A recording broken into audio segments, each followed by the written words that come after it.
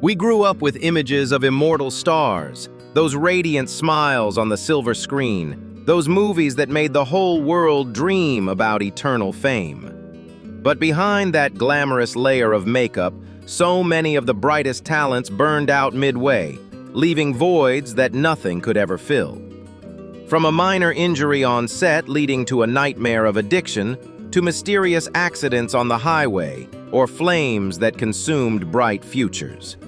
These stories are not just personal tragedies, but a harsh reminder of the steep price that old Hollywood once demanded from its most talented people. In today's episode of Ryan's Hollywood Uncovered, I'm going to tell you some lesser-known details, secrets buried for decades, and moments that will make you say, "No way!" We'll see more clearly than ever that the brighter the light, the thicker the darkness. Trust me, by the time you finish listening, you'll look at those classic films with completely different eyes. If you want me to explore any other movies, TV shows, or Hollywood secrets, just comment right below. And I'm Ryan. Please like and subscribe to the channel to start exploring the main content of this video with me. Wallace Reid. Let's start with a guy that Paramount once considered a treasure someone both male and female audiences were crazy about because of his masculine, healthy appearance and warm smile on screen. Wallace Reid was the embodiment of the Hollywood dream in the 1920s, handsome, talented, and always built by the studio as the center of every story. He appeared in a series of blockbusters, becoming the most sought-after leading man of the silent film era. But just a small accident on set changed everything. While filming The Valley of the Giants in 1919, he was seriously injured in a train collision. So he could continue acting, the crew gave him morphine for the pain. At first, it was just a temporary lifesaver, but it quickly became a shackle he couldn't remove. I can't even imagine that pain. One of the brightest stars being swallowed by the very drug that was supposed to help him keep shining. The public still saw Wallace smiling radiantly on screen, but behind that, his health was deteriorating day by day. He tried to maintain a perfect image, but his body gradually couldn't take it anymore. His wife, actress Dorothy Davenport, later poured all her energy into anti-drug campaigns, turning her loss into motivation. Wallace passed away on January 18, 1923, at the age of 31. His death wasn't just the loss of a talent, but a shock that made Hollywood start taking the pressures they put on their stars more seriously. Oh my God, can you believe a guy who was loved that much had to leave in silence because of the very thing that was helping him from the set? Thelma Todd. If you think Wallace's case already broke your heart, then get ready for the next story, a mystery that's still talked about after all these decades. On the night of December 16, 1935, Thelma Todd, the beautiful, talented, and always energetic comedienne, was found in her luxury car parked right inside the garage next to the house of an acquaintance. She was still wearing her full, glamorous evening gown with a fur stole and covered in sparkling jewelry. The police quickly concluded accidental carbon monoxide poisoning. But trust me, the details surrounding her death made all of Hollywood at the time suspicious. Thelma wasn't just a beloved comedy star who worked with Laurel and Hardy and Buster Keaton. She was also a smart businesswoman with a cafe right on the Pacific Coast Highway. She lived a vibrant life full of parties and laughter. But that night, after a party at the Trocadero, everything changed. The garage door was raised in a strange way. Previous arguments with her ex-husband and her complicated relationship with director Roland West, who co-owned the cafe with her. Questions still hang in the air. Was this really just an accident? Or was something darker being covered up? Thelma was only 29 years old, and her death remains one of the most controversial cases in old Hollywood. Every time I think about the image of her in that car, my heart feels heavy. A talented, beautiful girl at the peak of her career, gone in such suspicious silence. Martha Mansfield. And here's a tragedy that happened right on the set, a place that should have been about creativity and joy. Martha Mansfield, the 24-year-old girl with delicate beauty and promising acting talent, was filming a Civil War movie in San Antonio, Texas. She was wearing a period costume that was very voluminous with a thin, fluffy skirt. After finishing a scene, she got into a car, still in full costume. In just a moment, a match, no one knows who threw it, fell down and a terrifying fire erupted. Her co-star Wilfrid Lytell had to use his jacket to shield her face and neck, and her personal driver was badly burned while trying to tear off the burning pieces of fabric. Martha was rushed to the hospital, but just one day later, on November 30th, 1923, she was gone forever. No one ever found out who threw the match. It was a cruel accident happening right when her career was on the rise. Martha was one of the bright faces of silent films, and her death shocked the entire crew and the public. I often wonder if it weren't for that horrifying moment, how many more wonderful roles would she have brought us? The contrast between the fragility of the vintage costume and the destructive power of the flames makes this story even more haunting. Jeanne Eagels. Now let's move on to an actress whose name is tied to Broadway stages before talkies came along. Jeanne Eagels had already become a famous stage star with her role as Sadie Thompson in the play Rain, and when sound films arrived, she quickly conquered both worlds. In 1929, she starred in the first talkie version of The Letter, a performance so outstanding that her name is still mentioned for many years. But Jeanne's personal life was a series of chaotic days. Career conflicts, health issues, and dependence on sedatives left her increasingly exhausted. In October 1929, she suddenly passed away in New York at the age of 39. After she was gone, Jeanne became one of the first artists considered for an Oscar nomination for acting with her role in The Letter. The announcement was made in the same year she died. Do you see the irony? A brilliant talent like her had to struggle with silent pains to the point that medication became her final companion. I think about her journey, from the lights of Broadway stages to the big movie theaters, and my heart feels deeply sad. Hollywood had opened new doors for her, but it was also the very place that exhausted her to the point she couldn't come back. Tyrone Power. If you think the tragedies above have already made your heart ache, then wait for Tyrone Power's story. In 1958, he was far from a washed-up star. Tyrone was still at his peak with the image of a romantic, adventurous leading man in period costumes that audiences loved. He also proved he could do more than just look good in a uniform. At that time, he was in Spain filming Solomon and Sheba, a big epic from United Artists. During an intense sword fight scene, Tyrone suddenly collapsed. Heart attack. He passed away on November 15, 1958 in Madrid at the age of 44. Yul Brynner later replaced him, and all of Tyrone's footage was completely cut. Can you imagine? A star in the middle of filming performing at the height of his talent, gone right while the cameras were still rolling. That was the most tragic moment where glamour and death came face to face. Tyrone left behind a legacy of classic films, but that sudden death left all of Hollywood stunned. I often think if he had more time, what other heights would he have conquered? Barbara Marr.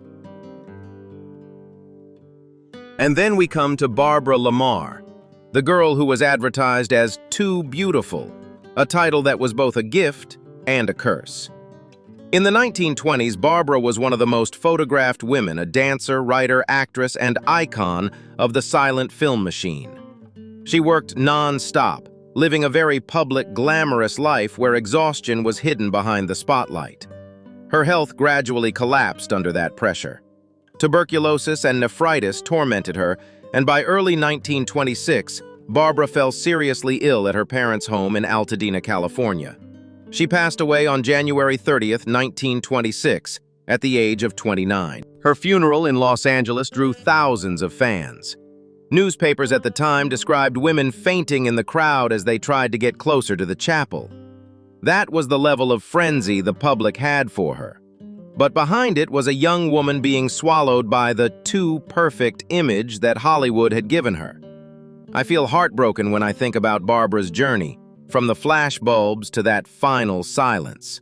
She lived fast, lived beautifully, and left way too soon, leaving a void no one could fill. Robert Walker. And then we come to Robert Walker, the guy Hollywood once pushed into roles full of torment where he had to bring his real-life pain to the screen. Robert had endured public humiliation after his marriage to Jennifer Jones fell apart in a way that caused a huge stir in the industry when she went to producer David O. Selznick. Those months left him in emotional chaos, and the roles he was given were often fragile, vulnerable young men, as if Hollywood itself was exploiting his pain to make movies. But Alfred Hitchcock saw something else in him. In 1951, in Strangers on a Train, Robert transformed into Bruno Anthony, charming, unstable, polite, but dangerous. That performance was like the final ray of light that could completely change the trajectory of his career. You know what? That was the role he deserved major recognition for. But fate played a cruel hand with him. That same year, his housekeeper found him in a highly agitated state and immediately called psychiatrist Dr. Frederick Hacker. The doctor came to the house and gave him a strong dose of amobarbital to calm him down. According to what was revealed later, Robert had been drinking alcohol beforehand, and the deadly combination of alcohol and the sedative caused him to lose consciousness and stop breathing completely. He passed away at the age of 32. His final film, My Son John, was released after his death with some scenes pieced together from old footage from Strangers on a Train. Oh my God, I still can't believe a talent who was standing at the door of glory had to end his journey that way. Olive Thomas. If you think Robert's pain was heavy enough, then let's go back to one of the very first deaths that really shocked Hollywood news. Olive Thomas, the 25-year-old girl who was once a dazzling Ziegfeld girl, a promising silent film actress and wife of Jack Pickford, Mary Pickford's brother. In 1920, Olive and Jack flew to Paris hoping to save their stormy marriage with a second honeymoon.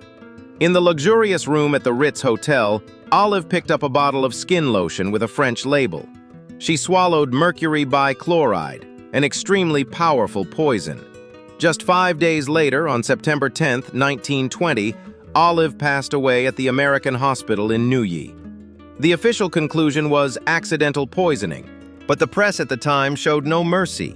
They filled the front pages with rumors of fights, drugs, affairs, and the shadow of the Pickford family name. It was one of the first major public scandals that took the life of a young star. Olive was as beautiful as a spring flower, her career on the rise, yet just one small mistake in a faraway room ended everything. I often wonder if it weren't for that fateful trip, how many more roles would she have brought to captivate audiences? Olive's death wasn't just a loss, but the first warning that Hollywood's glamour sometimes comes with deadly risks. Will Rogers. The deeper we go, the clearer we see that fame doesn't discriminate by age. Will Rogers, the 55-year-old man who was not only a movie star, but also a journalist, humorist, and radio host trusted by the whole country. During the Great Depression, American audiences listened to him because he knew how to satirize politics without ever being bitter. In August 1935, Will was traveling in Alaska with pilot Wiley Post. On August 15th, their plane crashed near Point Barrow. Both were killed. Will was 55 at the time, but his career had not declined at all. Fox kept building movies around him, newspapers still published his articles, and his voice to the public was still as strong as ever. His final film, which he completed in Kentucky, was released after his death. Do you see the irony? A man loved that much had to leave during a flight full of hope. Will wasn't the type of young star swallowed by glamour. He was a symbol of an entire era, the man who brought laughter and wisdom to millions of families. His death caused the whole country to mourn as if they had lost their closest friend. When I think about him, my heart feels warm mixed with sadness. a great talent who left too soon, leaving a void that no one could fill. Laird Cregar. Next up is Laird Cregar, the guy who didn't have the typical leading man physique, but that very thing became his own unique appeal.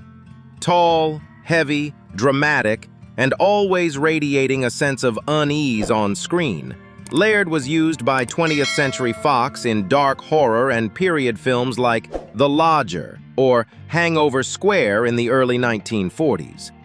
That physique made him unforgettable, but it was also a burden when he longed for romantic leading roles.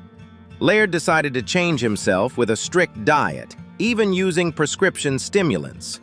After abdominal surgery at the end of 1944, his already weakened body couldn't handle it. He passed away from a heart attack on December 9, 1944, at the age of 31. Hangover Square, his final film, was released in 1945. At that time, he was still expected to play Jean Valjean in the Les Miserables adaptation. You see, a talented actor trying to become a more perfect version of himself ended up paying the price with his life. Laird wanted to prove that he wasn't just the scary big guy, but a real leading star. His passing is a harsh reminder of the body pressure that Hollywood once placed on its artists. Marilyn Monroe. Now let's talk about Marilyn Monroe, the icon who still haunts the world even after more than 6 decades.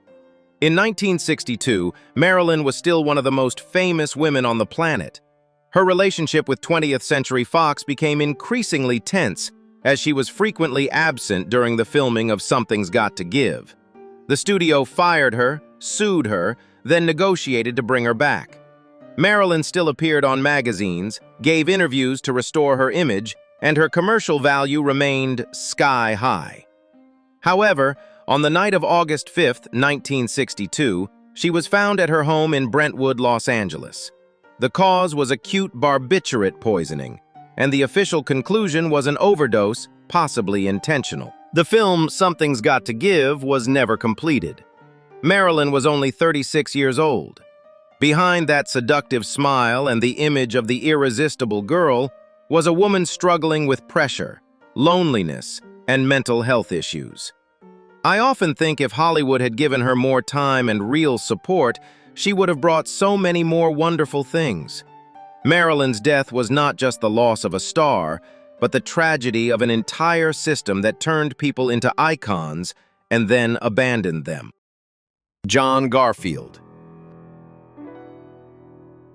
As we go deeper into the list, the darkness gets thicker. John Garfield, the guy who brought the raw, street-tough breath into Hollywood before Marlon Brando or James Dean did it. Growing up in New York from a group theater background, John built his image based on the anger of the working class and wounded pride. Films like 4 Daughters, Body and Soul, Force of Evil, or The Postman Always Rings Twice cemented his name. Then the Blacklist era hit. John was summoned before the House Un-American Activities Committee. He denied being a communist and refused to name others. That pressure destroyed his career almost immediately. On May 21, 1952, John died of a heart attack in New York at the age of 39. His final film, He Ran All the Way, had been released less than a year earlier. A talented, fiery actor swallowed up by politics and the fears of his time. You wouldn't believe the pressure he endured just for daring to stand his ground. John's death is the clearest proof that Hollywood is not only a place that creates dreams, but sometimes also a place that crushes people who dare to live truthfully. Judy Tyler. And then we come to Judy Tyler, the 24-year-old girl who had just finished the film that was supposed to bring her name to millions of audiences. Before starring opposite Elvis Presley in Jailhouse Rock, Judy had made an impression on television and stage. She played Peggy Van Alden, the young woman who helps Elvis's character turn his prison talent into a music career. Filming wrapped in 1957. After that, Judy and her husband Gregory Lafayette drove from Hollywood back to New York. On July 3, 1957, they were in a car accident near Rock River, Wyoming. Judy died on the spot. Her husband passed away the next day. She was only 24 years old. Jailhouse Rock was released after she was gone. Judy never got to see the film that could have changed her life, and Elvis was said to be unable to watch the completed version because he was too heartbroken. A young, hopeful talent snatched away in a single moment on the highway. The contrast between the joy after rapping and the sudden tragedy makes me shudder. Hollywood lost a rising star, and the audience never got to know her name the way she deserved. Rudolph Valentino. One night in August 1926 in New York, tens of thousands of people poured into the streets, crowding, crying, screaming, just to catch a glimpse of the body of a young man. That was Rudolph Valentino, the first Latin romantic idol of silent film. The man who turned films like The Sheik or Blood and Sand into symbols of passionate desire. He was so handsome that women everywhere fainted when he appeared. The classic, handsome leading man with deep eyes and a seductive smile that made the whole world dream. But fate wrote a tragic ending right at the peak of his fame. Rudolph suddenly collapsed from appendicitis and stomach ulcers. The initial surgery that seemed successful led to peritonitis that spread to his heart. He passed away on August 23, 1926, at the age of 31. His funeral became a chaotic storm. Police had to intervene to control the crowd, and his final film, The Son of the Sheik, was widely released after his death. Can you even imagine a young man who once made millions of hearts flutter ended up causing an entire city to drown in tears in such a horrifying way? Jayne Mansfield. If you're still feeling that pain echoing, then let's move on to Jayne Mansfield, the girl known as the irresistible girl with her golden blonde hair and the most seductive smile of the 1950s. Jayne was once a sex symbol of Hollywood, appearing on magazine covers, performing in nightclubs, and still maintaining her commercial appeal even as her big film roles became fewer. She lived a very public life, full of publicity stunts and non-stop travel. On the night of June 29, 1967, after leaving Biloxi, Mississippi to head to New Orleans with her lawyer, Sam Brody, the driver, her 3 children, and a few Chihuahua dogs, their Buick slammed straight into the back of a tractor trailer on Highway 90. The truck had slowed down because of a pesticide sprayer truck ahead, and in the thick smoke, the accident happened in a flash. Jayne, Sam Brody, the driver, and 2 dogs were killed instantly. Her 3 children in the back seat luckily survived. She was only 34 years old, and that death ended a career that was trying to recapture its old glory. I still often think behind that glittering blonde bombshell image was a woman racing against time and unrelenting pressures. Leslie Howard. The next story takes us back to a sophisticated Englishman who carried the spirit of a quiet warrior. Leslie Howard, the name forever linked to Ashley Wilkes in Gone with the Wind, was not only an actor, producer, director, but also an important public figure during wartime. He participated in producing films and radio programs supporting Britain in World War II, turning his calm, refined screen image into a weapon of propaganda spirit. On June 1, 1943, Leslie boarded the BOAC Flight 777, civilian flight from Lisbon to Bristol. The Douglas DC-3 named Ibis was attacked by 8 German Junkers planes over the Bay of Biscay, followed by dozens more fighter planes. All passengers and crew were killed. Many theories later suggested that the Germans mistook the civilian plane for a military target, or that Leslie himself was the target because of his wartime activities. He passed away at the age of 50, turning a 1930s romantic star into a victim of war. You know, his death was not just a loss for cinema, but a loss for an entire nation fighting for freedom. Jean Harlow. Now let me tell you about Jean Harlow, the platinum blonde muse of MGM before Marilyn Monroe stepped up. Jeanne was one of the biggest stars of the 1930s, teaming up perfectly with Clark Gable, Spencer Tracy, William Powell in films that mixed sensuality, humor, and danger. The studio built her image as the embodiment of the modern woman, seductive and full of vitality.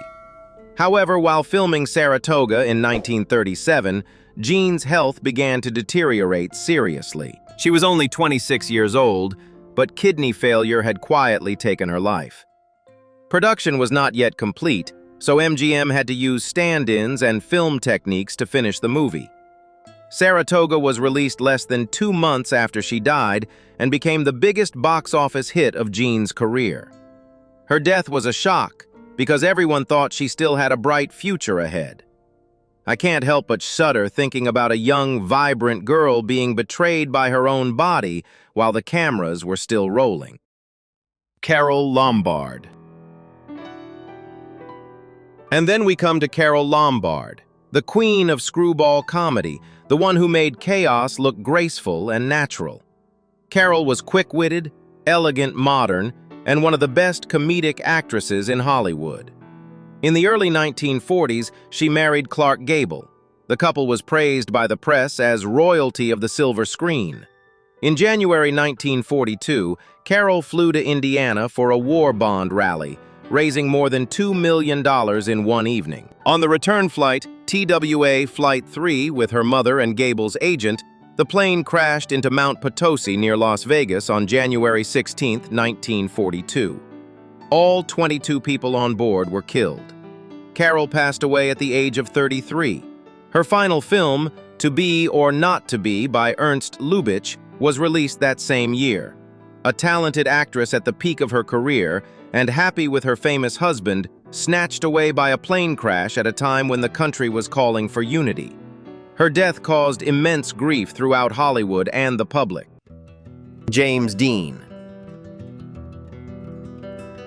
Next is James Dean, the guy who only needed 3 leading roles to etch his name into film history. In 1955, East of Eden brought him to the height of glory, but Rebel Without a Cause and Giant were still waiting to be released. James was the embodiment of a new generation, an anxious face, raspy voice style that didn't follow the old studio mold. On September 30th, 1955, he drove his Porsche 550 Spider to a sports car race in Salinas, California. Near Shafter, another car cut across the road. James was taken to Paso Robles Hospital and pronounced dead. He was only 24 years old. Rebel Without a Cause was released less than a month later, Giant, in 1956. He received 2 posthumous Oscar nominations, even though his film career consisted of just 3 leading roles. A young talent exploding, gone right in the middle of Speed and unfinished dreams. Can you believe it? James Dean never got to see his entire legacy become legendary. Sharon Tate. Finally, let's talk about Sharon Tate, the 26-year-old girl who was being introduced by Hollywood as a promising new star. Sharon had appeared in Eye of the Devil, The Fearless Vampire Killers, and Valley of the Dolls, the film that earned her a Golden Globe nomination for New Star of the Year. She was married to director Roman Polanski and was 8.5 months pregnant in the summer of 1969. On the night of August 8th, after dinner at El Coyote with Jay Sebring, Wojciech Frykowski and Abigail Folger, they returned to the house on Cielo Drive. After midnight, members of the Manson family broke in. They knew the house because Terry Melcher had once lived there. Sharon Sebring, Frykowski, Folger, and Stephen Parent were murdered. Sharon Tate was 26 years old. That story is not just a personal tragedy, but the darkest stain in Los Angeles history, turning a bright future into eternal horror. If you feel this video made you reflect, please like it right now to support the channel. Subscribe and turn on notifications so you don't miss any episodes of Ryan's Hollywood Uncovered. Comment below which character moved you the most, or what other secret you want me to explore. We'll continue together uncovering the darkest pages of the movie capital's history. Before ending, I want to share a little profound lesson from everything we've just heard. Fame can bring light, but don't let it overshadow your own mental and physical health. Cherish the people around you. Don't let work pressure or expectations from others make you forget the real value of life. Old Hollywood has taught us that behind every radiant smile on screen are real people of flesh and blood, with fears, pain, and the desire to be loved. Slow down, love yourself more, and remember that the spotlight only truly means something when it doesn't come at the cost of your life. Thank you for joining me in today's episode. I'm Ryan. See you in the next Hollywood Secrets. Take care of your health and continue to love cinema in a healthy way.